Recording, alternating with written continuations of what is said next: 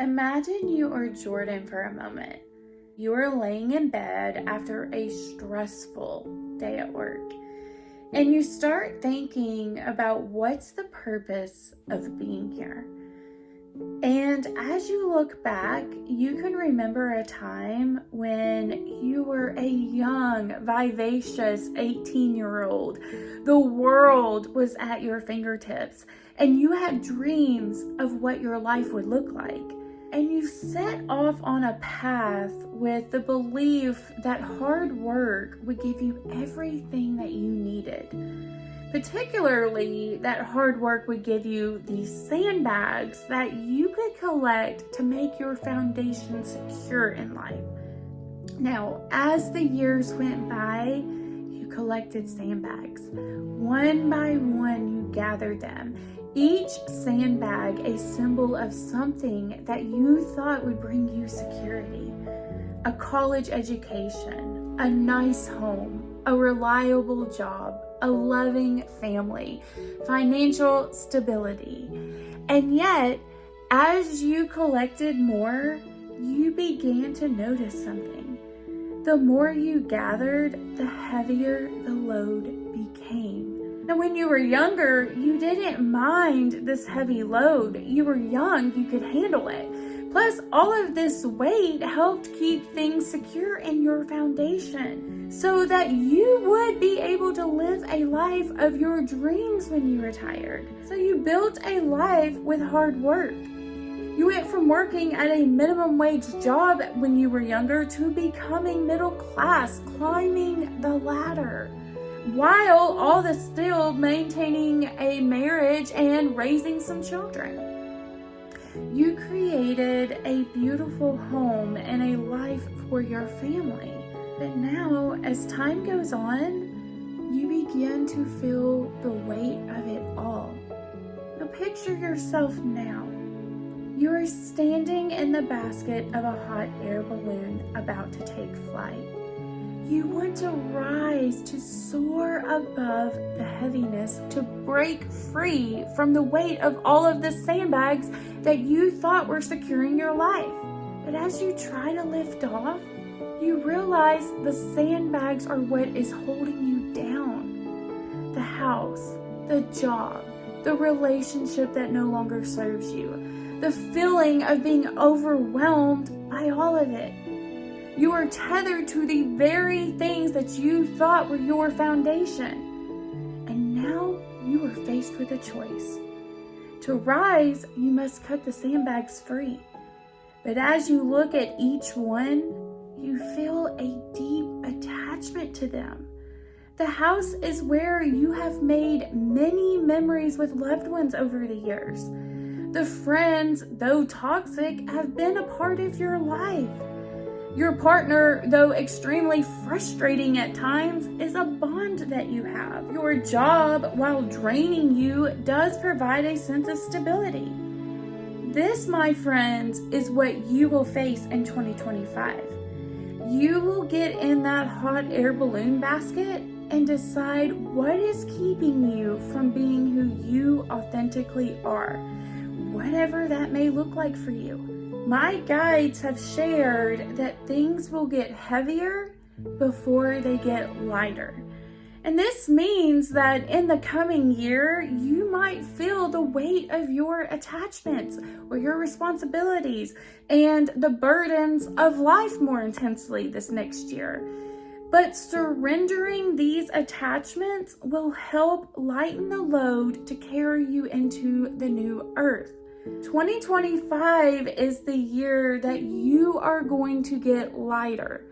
The things that have been weighing you down, those sandbags that you've been carrying for so long, are ready to be released. You will have the opportunity to let go of what no longer serves you, whether it's the material possessions, the relationships that drain you, or the outdated version of yourself that you have been holding on to. 2025 is the year for preparing for authenticity. And as you move through the next year, you will gain clarity. You will become direct with yourself about why you are here and what you truly want in life. You will finally get clear on your core essence. And if you are aligned with your true self, 2025 will mark a year that you close out the chapters that are no longer serving you. You will be like a snake shedding its skin. It will be a year of releasing things that weigh you down so that you can rise into the new chapter of authenticity and freedom and real connection. 2025 is your year, the year of shedding the old and preparing a life filled with the truth of who you are. Even though sparks may fly and you may have to go to battle to get to the other side of standing in your authenticity. Take, for example, Colleen. Colleen is a 39-year-old woman who started working at 16 years old at a fast food restaurant. And she was really set on going to college. She wanted to better her life in her mind so that she didn't end up to be like her parents. So she worked long hours at the fast food restaurant and multiple shifts, and she eventually worked herself up to manager.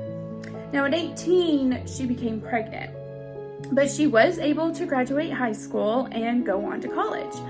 Now she went to college full time, and she still worked full time because she had a family that she had to take care of.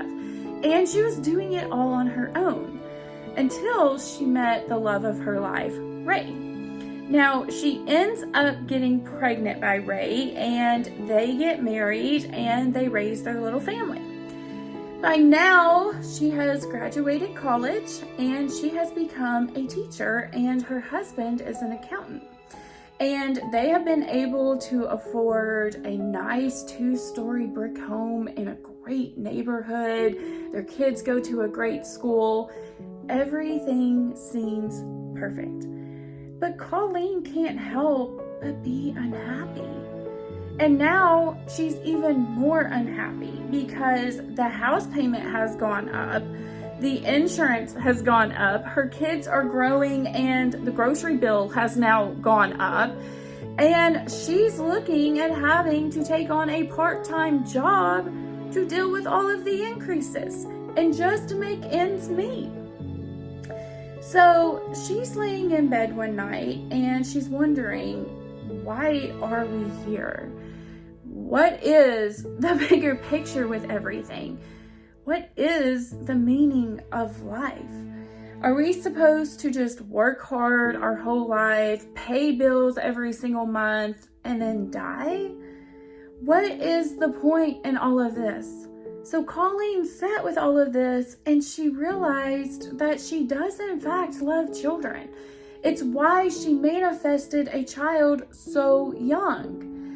And she put herself through college to become a teacher, because she does have a bond with children and a good connection with them. What she realized that night is at her core, she wanted to be a stay-at-home mom.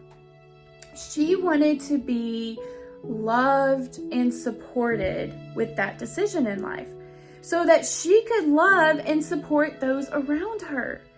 But she had never been supported in becoming a stay-at-home mom. So when she was a teenager and she originally got pregnant, the father wasn't much help. So she had to go to work. She felt like she didn't really have a choice because she was bringing in a responsibility into this world.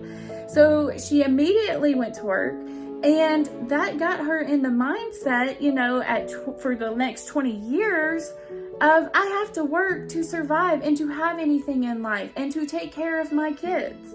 So Colleen steps into this hot air balloon one night and she notices that her sandbags are this house, the house where she felt safe and secure.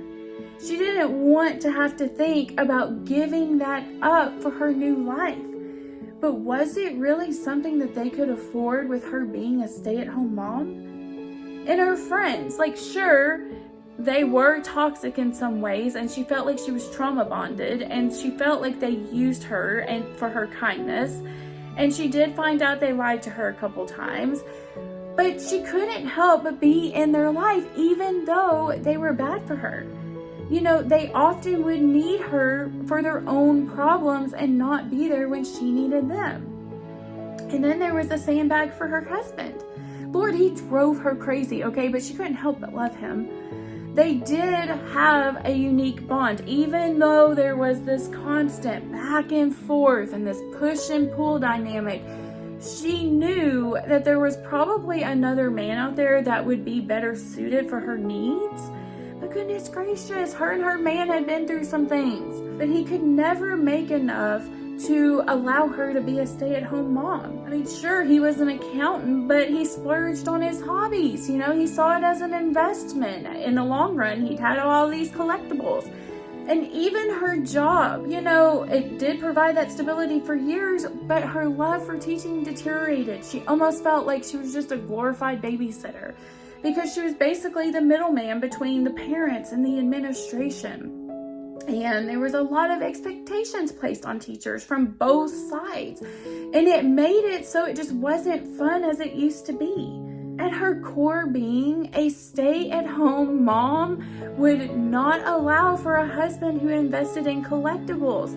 She needed a husband that invested in her, which then led her to investing in her children. She didn't need a job teaching. That took away from her being able to teach at home and be a stay-at-home mom. She didn't need a house she couldn't afford to keep her in a job she hated. She didn't need to waste any more time on her toxic friends. So if she wants to be her authentic self, she will have to shed these sandbags so that she can rise into her core being. So when you face criticism and hate and gaslighting and projections from other people because you are aligning to your greater purpose, remember that not everyone is as far advanced as you are, okay, to even know what's really going on here. And I honestly have to remind myself of that sometimes. Some people are just truly not attuned to what's going on collectively. But don't let anyone stop you from being who you authentically are. You will find your right people. This is the year where we get real with who we are so that we can meet our tribe. We have incredible support at this time to let go of things that give us false security. So 2025 will call us to be brave and courageous and to let go of the things that are no longer serving us. Think of yourself as a caterpillar in 2025. You can't take those sandbags where you're going. The cocoon does not have enough space for that. It's a time to release and purge any final things that are holding you back. Maybe you're supposed to write a book and you stay distracted by your current job that you can't get it done. Or maybe you have discovered a technique on how to do something and you need to get your knowledge out there. Or I don't know, maybe you have gone through immense relationship trauma the past few years and now you can teach others about relationships.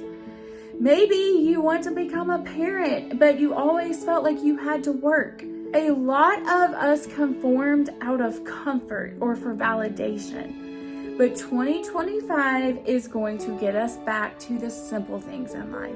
I want to be a stay-at-home mom? Good. This is the situation that I need to be in. This is who I need to be around. And this is the environment that I need to live in. I want to go into politics? Good. This is the situation that I need to be in. This is who I need to be around, and this is the environment that I need to live in.